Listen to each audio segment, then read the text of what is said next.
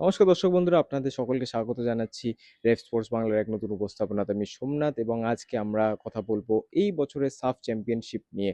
অবশ্য যেই টুর্নামেন্টটা হওয়ার কথা ছিল সেপ্টেম্বর মাসে, সেটা কিন্তু এইবার হবে নভেম্বর মাসে। এবং সাফ চ্যাম্পিয়নশিপে আপনারা জানেন যে ভারতের একটা ডমিনেন্স, আধিপত্য থেকেই গেছে বিগত কিছু বছর ধরে, কিন্তু বাংলাদেশ এখন যথেষ্ট ভালো খেলছে। বাকি যে দেশরা আছে তারাও কিন্তু ভালো আস্তে আস্তে ইমপ্রুভ করছে। শ্রীলঙ্কা বলুন, পাশাপাশি যদি আমরা মালদ্বীপসের কথা বলি তাদের বলুন, বাংলাদেশ ইতিমধ্যেই অনেক ডেভেলপ করে ফেলেছে ফুটবল। এবং সেখানে পাশাপাশি আমরা যদি রাখি ভারতীয় মেন্স ফুটবল টিমের পারফরমেন্স, সেটা কিন্তু একেবারেই অ্যাকসেপ্টেবল না।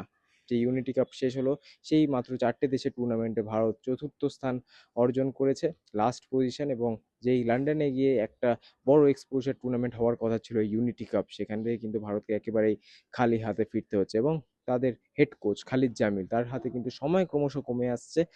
তার যে পারফরমেন্স, তার যে টিম সিলেকশন বা ফরমেশন আপনারা বলতে পারেন, সেটা কিন্তু অনেকেরই পছন্দ হচ্ছে না। এবং যে খেলার মানটা, সেটাও কিন্তু ভারতের কোথাও না কোথাও কমে যাচ্ছে। এবং সেখান থেকে কিন্তু এই যে দুটো টুর্নামেন্ট বাকি আছে, সেপ্টেম্বর মাসে সাফ চ্যাম্পিয়নশিপ হচ্ছে না, তার বদলে হচ্ছে ফিফা এশিয়ান কাপ। এই বছর ভারত খেলতে চলেছে এই সাউথ ইস্ট এশিয়ান, দক্ষিণ পূর্ব এশিয়ার যে দেশগুলো আছে তাদের সঙ্গে ভারত খেলবে। আসলে বেসিক্যালি এই ফিফা এশিয়ান কাপটা এই সাউথ ইস্ট এশিয়ান কান্ট্রিজগুলো মিলিয়ে হয়, এবং দুটো দেশকে কিন্তু ডাকা হয়েছে, ইনভাইট করা হয়েছে। এবং সেখানে ভারত এবং চায়না অংশগ্রহণ করবে এই বছরের এই এশিয়ান কাপে, সেটা তো আপনারা জানেনই। কিন্তু সেইখানে যে উইন্ডোটাতে সেপ্টেম্বর মাসে সাফ চ্যাম্পিয়নশিপও হওয়ার কথা ছিল, কিন্তু সেটা এবার হবে নভেম্বর মাস। এবং সেখানে অবশ্যই 7টা দেশ কিন্তু পার্টিসিপেট করবে: ভারত, বাংলাদেশ, মালদ্বীপ, পাকিস্তান, ভুটান, নেপাল এবং যদি কথা বলি শ্রীলঙ্কা, তারা কিন্তু পার্টিসিপেট করবে এই সাফ চ্যাম্পিয়নশিপে। এবং সেখানে অবশ্যই ভারতের পারফরমেন্স কিন্তু একটা বলতে পারেন একটা ভালো কম্পিটিশন ফেস করতে চলেছে এখানে ভারত, কারণ বাংলাদেশ যথেষ্ট স্ট্রং। পাশাপাশি এই যে তার আগে যেটা হবে যে ফিফা এশিয়ান কাপ, এখানেও কিন্তু ভারতকে পর্যাপ্ত পরিমাণে ভালো পারফরমেন্স দিতে হবে, কারণ খালিদ জামিলের হাতে কিন্তু ক্রমশ সময় কমে আসছে। এবং সেই সময়টা যদি আহ, আরেকটু বেশি যদি খালিদ জামিল ফল্টার করে, তাহলে কিন্তু তার চাকরিও যেতে পারে। তিনি কিন্তু স্যাকও হতে পারেন, কারণ অন্দরমহলে কিন্তু খুব একটা ভালো অপটিমিজম নেই তার এই পারফরমেন্সটাকে নিয়ে। তার টিম সিলেকশন যেটা কথা বলছিলাম, সেই সব নিয়ে বলুন, ভারতের ওভারঅল খেলাটাকে নিয়ে বলুন, খুব একটা কিন্তু ভালো লাগছে না।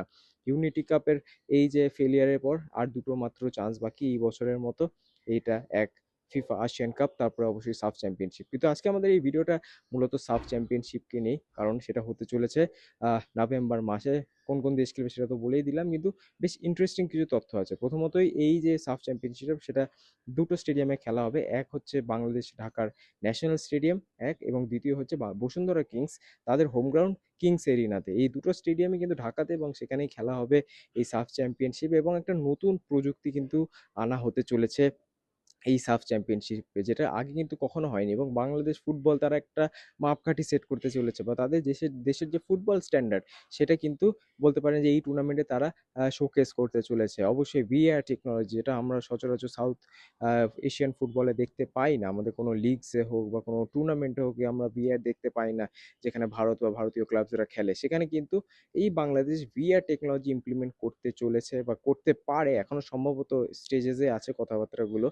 তারা কিন্তু চেষ্টা করছে ভিআর টেকনোলজি বা ভিআর টেকনোলজির মতন একটা টেকনোলজি এই ফুটবল বা এই সাফ চ্যাম্পিয়নশিপে ইনক্লুড করতে। সেখানে অবশ্যই হয়তো ভিআর টেকনোলজি, যেটা আপনারা ইউরোপে দেখেন বা বাকি টুর্নামেন্টে প্রপার যেটা ফিফা সার্টিফাইড ভিআর টেকনোলজি, সেটা হয়তো থাকবে না। বাট সেটার একটা সস্তা মডেল কিন্তু এখানে ইমপ্লিমেন্ট করতে পারে বাংলাদেশ। এটা কিন্তু অবশ্যই আপনারা আইপিএল দেখেছেন যে স্পাইডার ক্যাম্প যেখানে হয়, যে স্টেডিয়ামের একদম উপর থেকে, কিন্তু মাঠের উপর থেকে একটা 360 ভিউ থাকে, নানান অ্যাঙ্গেল থেকে একটা ভিউ থাকে। আর পাশাপাশি কিন্তু বাংলাদেশও এরকম কিছু একটা করার ট্রাই করছে, কথাবার্তা কিন্তু চলছে। এবং এটা যদি সাকসেসফুল হয়, অবশ্যই আমরা কিন্তু একটা নতুন প্রযুক্তি দেখতে চলেছি এই সাফ চ্যাম্পিয়নশিপে। এবং অল টুগেদার দক্ষিণ এশিয়ার ফুটবলে, সেখানে যদি আমরা টেকনোলজিটার কথা বলি, তাহলে স্টেডিয়ামের যে রুফ, স্টেডিয়ামের যে ছাদ, তার চারপাশে ক্যামেরা লাগানো হবে।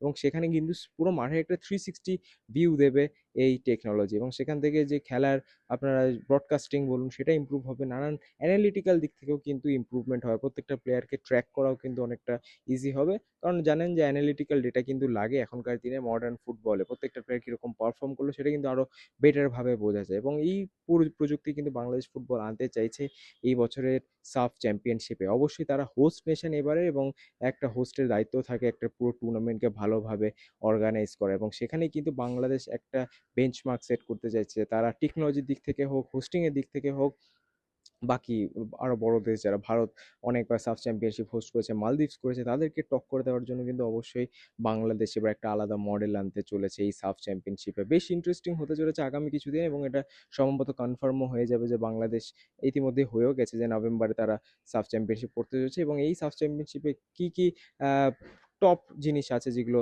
ইমপ্লিমেন্ট করা হতে পারে এই বছরের এই এডিশনের, সাফের এই এডিশনে, অবশ্যই সেটার দিকে তো আমাদের নজর থাকবে। আপনাদের কি মনে হয় যে কতটা উন্নতি হতে পারে এটা এশিয়ান ফুটবলের জন্য, দক্ষিণ এশিয়ান ফুটবলের জন্য, এবং পাশাপাশি ভারতের কি কি শেখা উচিত এইসব ইনিশিয়েটিভস নিয়ে? তারা এমন না যে সাফ চ্যাম্পিয়নশিপ প্রচন্ড বড় একটা tournament like FC Asian cup, কিন্তু তারা কিন্তু চেষ্টাটা রাখছে যে না, আমরা একটু বেটার কিছু করতে চাই for the football, for the betterment of football. এবং বাংলাদেশ যেই বিগত 2 বছর ধরে, বা বলতে পারেন 2-3 বছর ধরে যে একটা প্রসেস নিয়েছে, তারা অবভিয়াসলি ওসিআইপিএ প্লেয়ার, বাইরের যে প্লেয়ার তাদেরকে নিজের দেশে সিটিজেনশিপ দিয়ে কিন্তু খেলানোর চেষ্টা করছে নিজেদের জাতীয় দলে। সেই যে এফার্টটা, সেটা আমরা পরিষ্কার দেখতে পাচ্ছি। এবং শুধু সেটা ন্যাশনাল টিমে সীমাবদ্ধ নয়, সেটা কিন্তু নিজেদের লিগস বেটার করা হোক, ইনফ্রাস্ট্রাকচারের দিক থেকে হোক, সমস্ত দিকে কিন্তু বাংলাদেশ চেষ্টা করছে যাতে তারা একটা স্ট্যান্ডার্ড জায়গায় পৌঁছাতে পারে।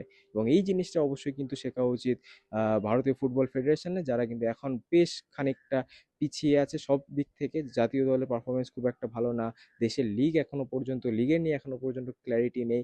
এবং অবশ্যই all together Indian football is in a mace, এটা কিন্তু বলা যেতেই পারে। বাট অবশ্যই শেখার অনেক জায়গা আছে। দেখা যাক ভারত এই যে একটা পদক্ষেপ নিল, বাংলাদেশ ফুটবল ফেডারেশন, এটা থেকে কিছু শেখে কিনা। বাট অবশ্যই আরও ডিটেলস আসলে অবশ্যই আমরা ভিডিও বানিয়ে আপনাদেরকে জানিয়ে দেবো সাফ চ্যাম্পিয়নশিপ নিয়ে। এবং অবশ্যই ফলো করতে ভুলবেন না রেড স্পোর্টস বাংলার প্ল্যাটফর্ম, এরকম আরও ইনফরমেটিভ ভিডিওসের জন্য। অসংখ্য ধন্যবাদ ভিডিওটা দেখার জন্য। আবারও আপনাদের সাথে দেখা হবে পরবর্তী ভিডিওতে। ততদিনে ভালো থাকবেন, সুস্থ থাকবেন, এবং নমস্কার।